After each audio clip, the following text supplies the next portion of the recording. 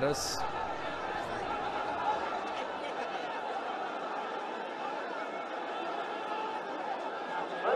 ئەمە دیمەنی خەڵکە لە ئاسمانەوە وێنە بچووکەکەش دەباشانەکە خەڵکێکی زۆر کۆبوونەتەوە ئەمڕۆ لە شاری سلێمانی وەک ئەوترا پێشتر مام جەلال ڕۆڵێکی زۆری هەیە ڕۆڵێکی زۆری هەبووە لە کۆکردنەوەی لایەنە ناکۆکەکان ئەمڕۆ جارێکی دیکە تەرمی مام جەلال هەموو لایەنە ناکۆکەکانی پێکەوە لە یەک شوێن لە یەک ڕیزدانی شاند ئەوانەی کە لە عێراقدا دەسەڵاتیان هەیەوە سیاسەتوانن لە عێراقدا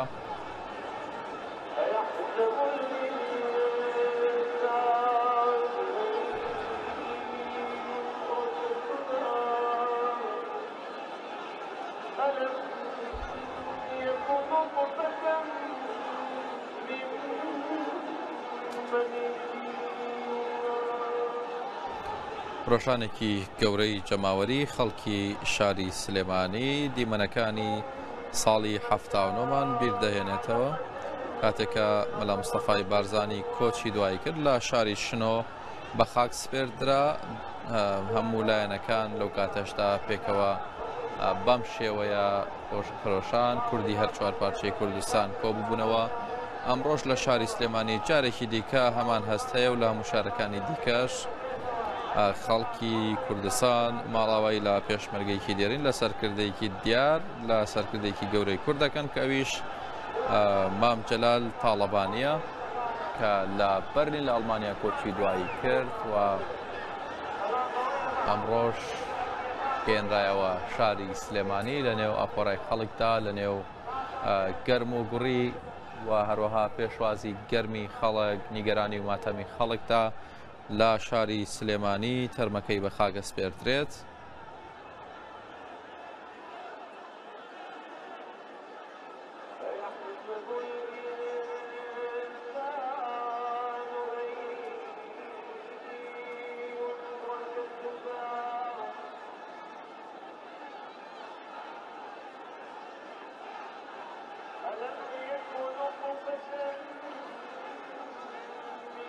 مام جەلال لە ساڵی 1933 لەدایک بووە لە ساڵی 2007 کۆچی دوایی کرد تاڵەبانی لە ڕیزەکانی یەکەتی قوتابیانی کوردستان کە خۆشی دامەزرێنەر و سکرتێری و ڕێکخراوە بۆ دەستی بەکار کردووە دەستی بەکاری سیاسی کردووە دواتر وەکو ئەندامی مەکتەبی سیاسی پارتی دیموکراتی کوردستان خەباتی کردووە لە نێو پارتیدا تاوەکو ساڵی 1975 لە 1/6/1975 یەکێتی نیشتیمانی کوردستانی لە شام دامەزراندووە تاوەکو کۆچی دوایی تاڵەبانی سکرتێری گشتی یەکێتی نیشتیمانی کوردستان بوو لە دوایەوەی کە نەخۆش کەوت نەیتوانی کارەکانی خۆی ڕای بکات سکرتێرانی یەکەم و دووەمی هەروەها ئەندامانی مەکتەبی سیاسی و حەزب ڕۆڵیان هەبوو لە یەکلاکردنەوەی ئەو پرسانی کە تایبەت بوون بە یەکێتی نیشتیمانی کوردستان ئێستاش جارێکی دیکە لایەنگران و هەروەها ئەوانی کە لە ناو یەکێتیدان داوای یەک ڕیزیەکەن داوای ئەوە ئەکەن کە یەکێتی ناو یەکێتی بپارێزرێت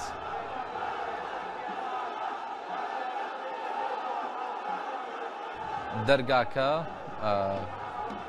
دائەخرێت ئەو دەرگایە دائەخرێت بۆی کە خەڵک ڕێگری لە هاتنی خەڵک بکەن بەڵام خەڵک هەمووی بە پاڵ و بە فشارکردن یانەوێت بچنە ژوورەوە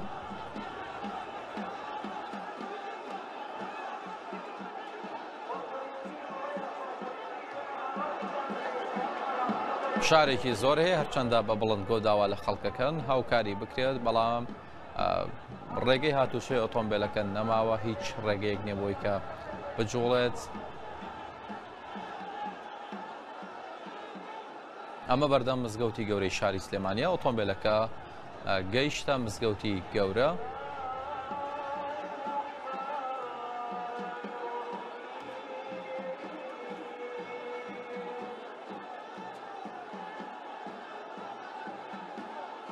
خەڵک گوڵدانێن هەروەها ئەگرین ئاڵای ڕاش هەروەها ئاڵایی یەکێتیان بەرز کردوتەوە. تابوتەکەی مام جەلالیش ئاڵای کوردستانی پێوەیە کە ئەم ئاڵایی کە بە تابوتەکەی مام جەلالەوە بوو نیگەرانیەکی زۆری دروست کرد لە نێو بەشێک لە میدیای عراقی وە لە نێو ئەوانەی کە لە سوشیال میدیا دەڵێن دەبوو ئاڵای عراق هەبێت. ئەگەر لەسەر بابەتە گفتوگۆتان هەیە بە هاشتاگی مام جەلال بەشدار بن لەم گفتوگۆیەکە لەسەر شاشەی ڕووداوە بینرێت. دەتوانن لە تۆڕە کۆمەڵایەتیەکان لە تویتەر لە فەیسبوک لە ئینستاگرام بەشدار بن. تیمێکی گەورەی ڕوودا و ئەمڕۆ چاودێریە و هاشتاگەکەن کە لەبارەی مام جەلالەوە ڕوودا و دایناوە و سەرنجڕاکێشترین کۆمنتەکان دیاریکرێن بڵاوکرێنەوە لەسەر شاشەی ڕوودا و ئەمە ئۆتۆمبیلەکەی مام جەلالە گەیشتوتە بەردەم مزگەوتی گەورە، بەڵام لەبەر خەڵک لەبەر ئەو هەموو خەڵکی کە لە بەردەم مزگەوتەکان تاوەکو ئێستا تەرمەکەدانە گیراوە نەهێنراوەتە خوارەوە. ئەو ئێزەمنیانی کە لەوێن کۆنتترۆلی دۆخەکە بە ناڕەحەتەکەن، چونکە بێشمار خەڵک لێرە کۆبوونەتەوە ئەمە لە ئاسمانەوەیە ئەبینن کە چه خەڵکێک ئەمڕۆ بۆ ماڵاوایی مام جەلال بە نیگەرانیەوە بە دڵتەنگیەوە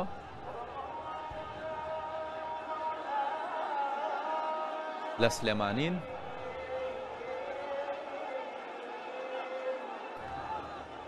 هەرچەندە هێزەمنیەکان دەیانەوێت خەڵکەکە دوور بخەنەوە بۆی کە تەرمەکەی تاڵەبانیدا بگیرێت، بەڵام تاوەکو ئێستا تەرمەکە بەهۆی فشاری خەڵکەوە دانەگیراوە. ئەوانەشی کە ئەیانەوێت تەرمەکە داگرن هیچ دەرفەتێک بۆ ئەوانیش نەماوەتەوە.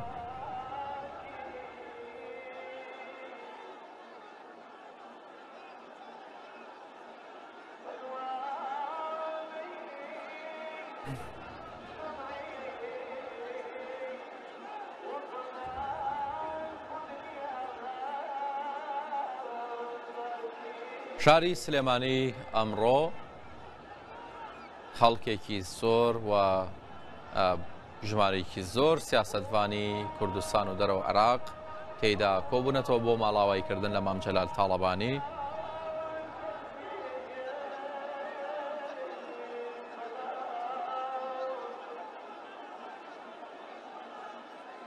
مام جەلال بۆ بەناوبانگ بووکە کەسێک بۆ حەزی لە قسەی خۆش و نوکتە بووە، چەند جارێک نوکتەی لەسەر خۆشی وتووە. گرتەی ڤیددیۆی زۆر هەن کە مام جەلال نوکتە ئاڵێت و نوکتە ئەیگەڕێتەوە بۆ وانەی دەوروبەری. دەوترێت لە زۆر کێشەی سیاسیدا لە زۆر بابەتی سیاسیدا، یعنی بە چەند قسەیەکی خۆش دۆخی هێور کردوێتەوە، گەرجیەکانی کەم کردوونەتەوە.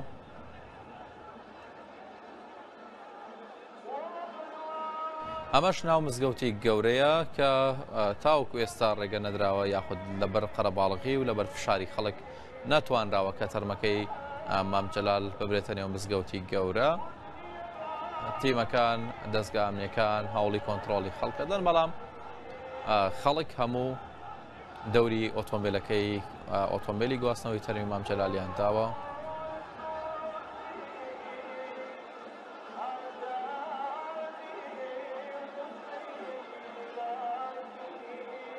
هەرچەندە هەوڵی دروستکردنی پەرژینێکە درێت بە دەوری ئۆتۆمبیلەکەیە،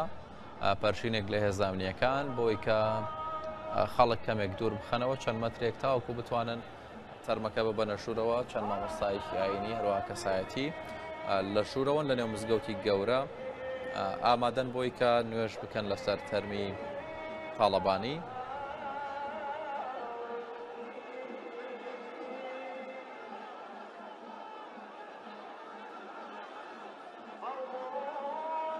ئێستا پێچەیەدی کاتی هێزەمنیەکان فشارەکەن بۆی کە دەوروبەری ئۆتۆمبیلەکە کەمێک بە بۆشی ئەبێنرێت، ئەوان پاڵ بە خەڵکەوە ئەنێن بۆی کە دوورکەونەوە تاوەکو تەرمەکە دابگرن لە ئاسمانەوە بەڕوونی ئەبێنرێت کە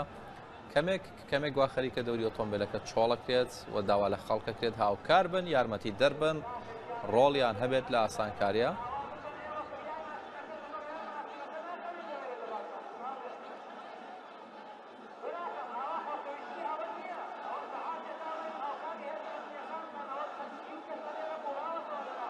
ئەرکان عەلی پەیامنێری ڕووداو لە نێو مزگەوتی گەورەی ئەرکان دێنەلات لە ژوورەوە کێ نوێژە خوێنێت کوێ نوێژەکە لەسەر تاڵەبانی ئەوانەی کە ئامادە بن کێن.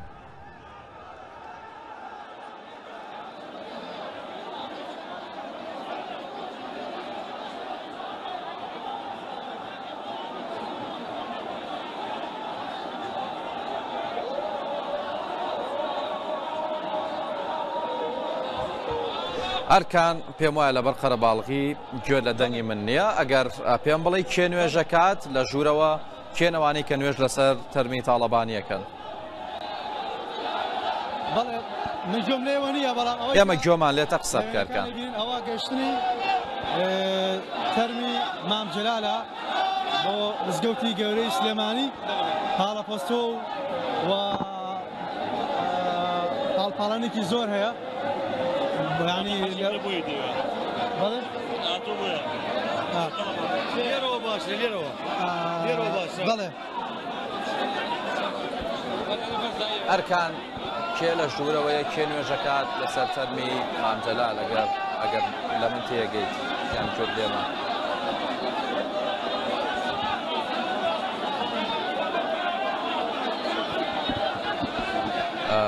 لەبەر پاڵان و لەبەر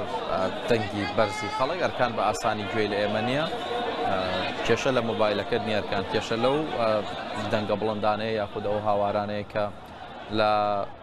نێو مزگەوتی گەورەوە لە دەوروبەری مزگەوتی گەورە بۆ پێشوازی لە تەرمی تاڵەبانی خەڵک هەموو کۆبوونەتەوە و خەڵک هەموو